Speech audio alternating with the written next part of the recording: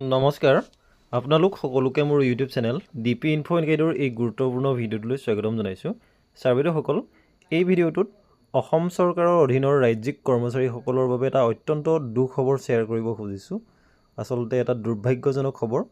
গতিকে এই ভিডিঅ'টোত সেই কথাখিনি অতি চমুকৈ জনাবলৈ চেষ্টা কৰিম। আশা কৰিছোঁ আপোনালোকে ভিডিঅ'টো শেষলৈকে চাই ইনফৰ্মেশ্যনখিনি ভালদৰে জানি ল'ব।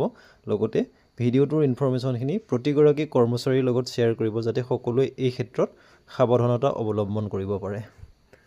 তেনেহ'লে আহকচোন ভিডিঅ'টোৰ মূল কথাখিনিলৈ আগবাঢ়োঁ। ছাৰ বাইদেউসকল, কালি অৰ্থাৎ 23 ডিচেম্বৰ 2024 তাৰিখে অসম চৰকাৰৰ যি কেবিনেট, সেই কেবিনেট অনুষ্ঠিত হৈছিল আৰু সেই কেবিনেটত এটা অত্যন্ত গুৰুত্বপূৰ্ণ আৰু স্পৰ্শকাতৰ বিষয়ৰ ওপৰত কিছুমান সিদ্ধান্ত গ্ৰহণ কৰা হয়।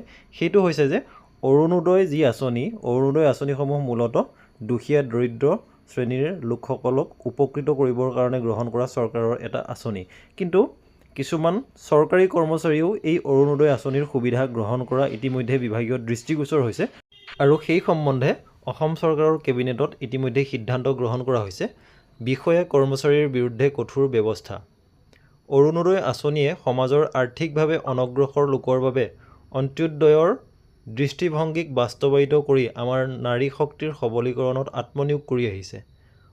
অভ্যন্তৰীণ পৰ্যালোচনাত 683 গৰাকী চৰকাৰী কৰ্মচাৰীয়ে অৰুণোদয়ৰ অবৈধ সুবিধা গ্ৰহণ কৰা দৃষ্টিগোচৰ হৈছে।